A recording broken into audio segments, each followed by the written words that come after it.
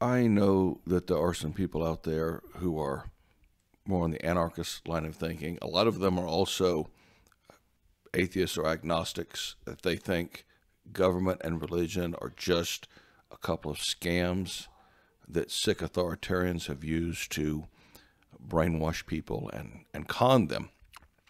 And that happens.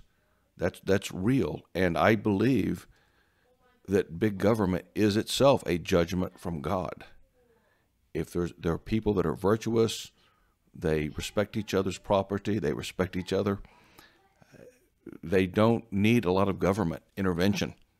And it's people that don't do that that need government to referee. And so, big government is sort of a curse or a judgment from those who don't live according to the divine way, which I am a believer.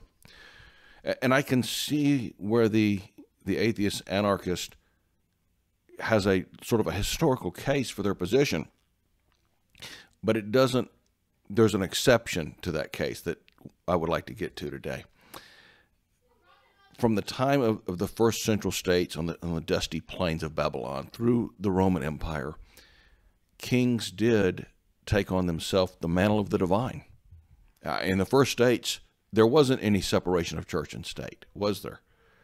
The priest served the king. Religion was at the service of the state.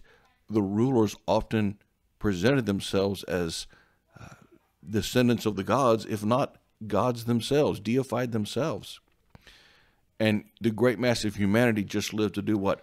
Elevate the state, which was personified in the form of the king or the emperor. Now, that was terrible. And that's kind of what I'm afraid we're coming back to, but there was an important exception to this pattern. I mean, the pattern was real.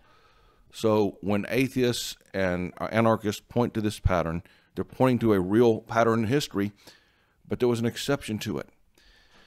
There was this motley collection of tribes in the Levant who, for 360 years, this is Israel in the period of the Judges, they elected their own local leaders. They had a fixed law. They had a traveling judiciary and no national executive at all, except for brief periods of national emergency. So it was very, very limited government.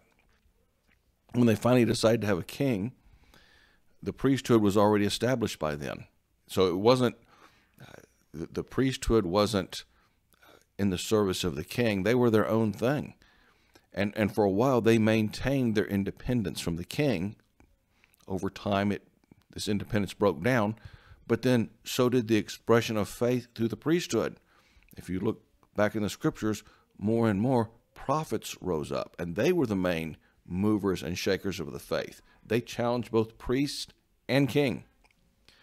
So the Jewish tradition, kings were not gods whose will was the law.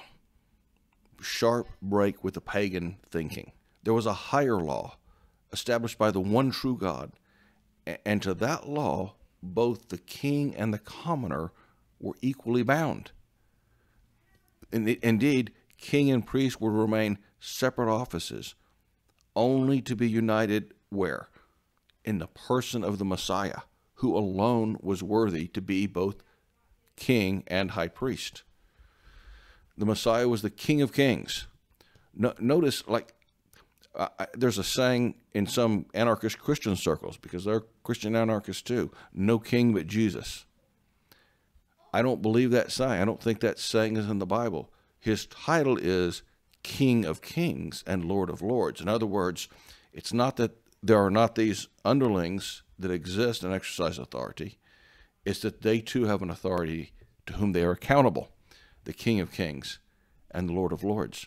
They don't dictate the will of heaven to the masses. The kings were just as subject to the will of heaven as the commoners. And so Christianity spread into Europe, and these ideas went with them, because Christianity isn't just it's not a separate religion from Judaism. It's fulfilled Judaism. And even more so because Jesus came and he made them all look bad, didn't he? He showed them what a real king was supposed to act like. not lording it over others, but sacrificing himself for his people, washing the feet of his disciples, not acquiring a bunch of possessions for himself. He made them all look bad. And when Christianity spread, these kings had to at least pretend like they were going along with it. They used it to their advantage as much as they could, like a lot of these grasping, self-centered, narcissistic people do, but they at least had to feign obeisance to the forms of the way Jesus acted. He made them look bad. He changed the way government was run. The idea that rulers are actually servants, that's where that came from. And as we lose our Christianity, we're also going to lose that idea. You know, these days it's really just an empty, hollow shell. Maybe to an extent it's always been, but it was more substantial back in times when everyone looked to, you know, there was agreement. Everybody was sort of a Protestant Christian, not everybody, but, you know, most people. And there was this expectation that you as a ruler, you were supposed to look to Jesus and model your rulership on Jesus, which means you serve. You're not corrupt. You don't acquire all the possessions for yourself. And so kings attempted to use the parts of the Christian scripture and tradition which were most favorable to civil authorities. Romans 12 and other places in scripture suggest that civil authorities exist by God's permission. They're in charge because God ordained them to be in charge. Sometimes as a judgment, though. And the kings sort of de-emphasize the other side of that coin. Any divine right they had was balanced by divine responsibilities. And should a king fail to exercise their divine rights in a responsible manner, the king himself was what? He was in rebellion against the divine order. Kings could be in rebellion against the divine order because the priests weren't people that worked for them. They were this separate thing out there who could hold them to account. And we've lost a church that can hold our kings to account, and they're misbehaving. So the same passage of Scripture that taught that rulers were established by God also taught those same rulers were wittingly or unwittingly, mostly unwittingly these days, ministers of God. The same passage, Romans 13, described their function as just, honoring those who do good, and bringing wrath on evildoers. Not this all-expansive version of government that we have now where we're supposed to take care of needs and all that. That was the job of other institutions. So from this, it was deduced that, like, if a ruler failed to do this, they were acting out of will of the divine mandate. The right of rebellion came from that kind of thinking. And from there, it's just a short step of saying government, even though it is mandated by God, it requires the consent of the governed to claim that divine mandate. The people being governed had to agree that those doing the governing were doing it in a legitimate manner. And notice that even the prior notion, even the divine right of kings, was less totalitarian than the old pagan view. The old pagan view was that the state was the dignitary of the gods on earth, and that the will of the emperor was the will of heaven. In contrast, kings who had the divine right to rule from the Christian God, they can be in error. They can be rebuked. Kings that are themselves divine cannot be in error. They cannot be rebuked. Their word is absolute. They are accountable only to themselves. So when heaven and king are separated in the way we do it now, certain things were rightly beyond the reach of the king. Not even if the king wanted something that was amiss, he still shouldn't have it. This can't happen when the will of the king and the will of heaven are viewed as one and the same. So it was still a big deal as far as the progress of human liberty goes. In fact, the idea when you start by separating the king from the divine. It's just a short leap for saying, well, wait a minute. The common people could all be their own kings, as it were, sharing power in a republican form of government. The Creator is still viewed as a source of rights, as noted in the Declaration of Independence. And he didn't just give the governing authorities a divine legitimacy to govern, he also gave individual persons legitimate claims against the government that exceeded their divine mandate. They have a divine mandate to do X. They have a divine responsibility to do Y. And if they don't, or if they exceed their divine mandate, then even the commoner could say, hey, you don't have the right to do this. You're exceeding, you're not your own authority. You're operating under the authority of heaven, and you're not operating in accordance with your divine mandate. That's a long way of saying what? Individuals had rights. The idea that there lives a King of Kings translated into the idea that there were just limits on state power. The earthly king or ruler was not the master of the people. Rather, they were what? They were ministers, just like it says in Romans. It doesn't say they're masters, it says they're ministers in Romans 13. And they were acting on behalf of God, who is the true master of both king and commoner.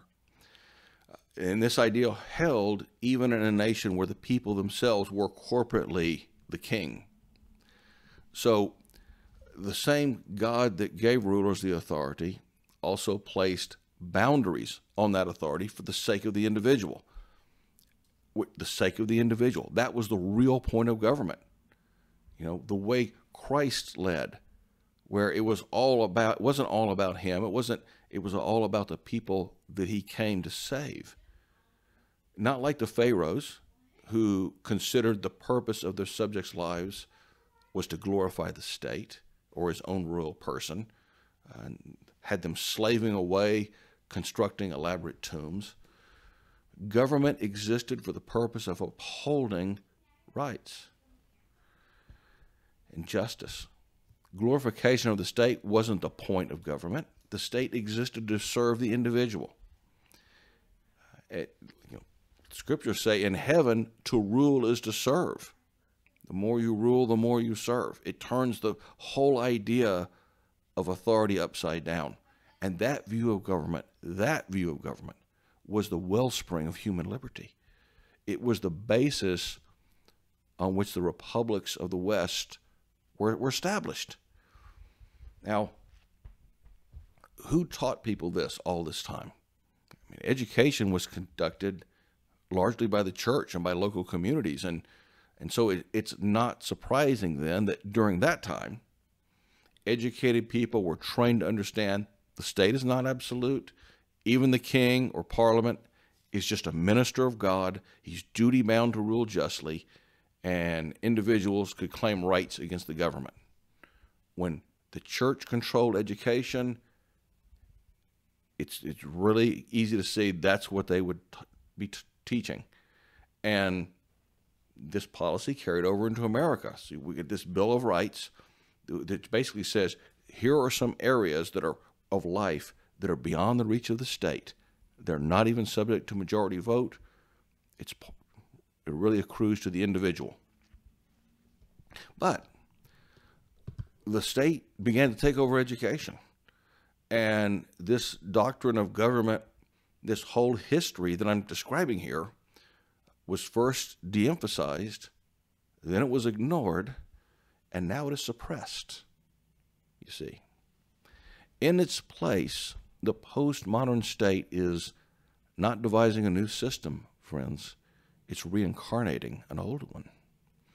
That neo-pagan view of government is emerging, which claims there's no divine will separate or above the state.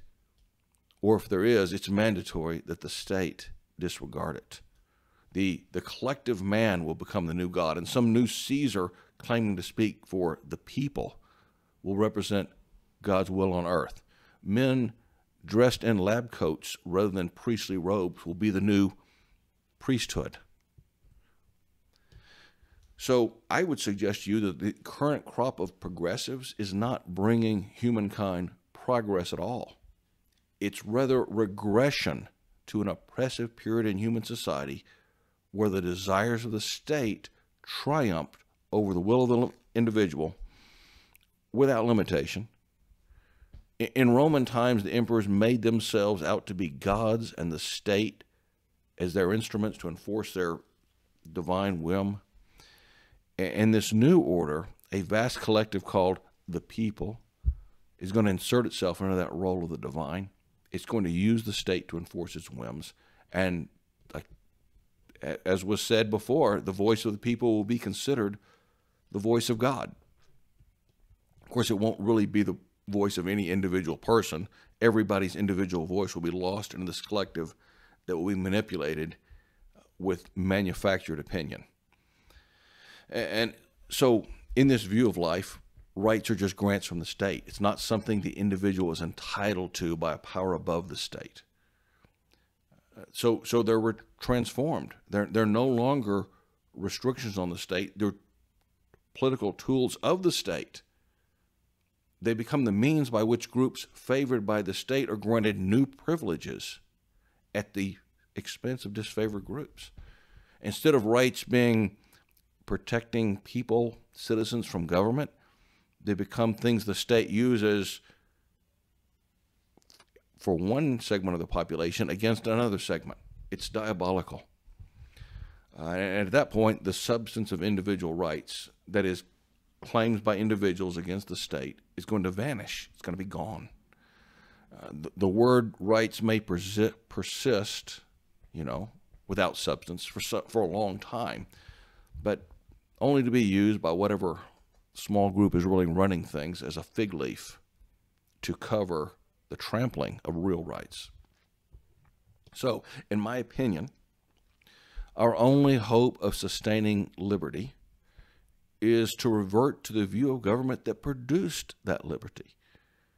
Should we fail to do so, the result will not only be a government without God, but rather it'll be a government with a false God of humanity collectively deifying itself under a new divine ruler.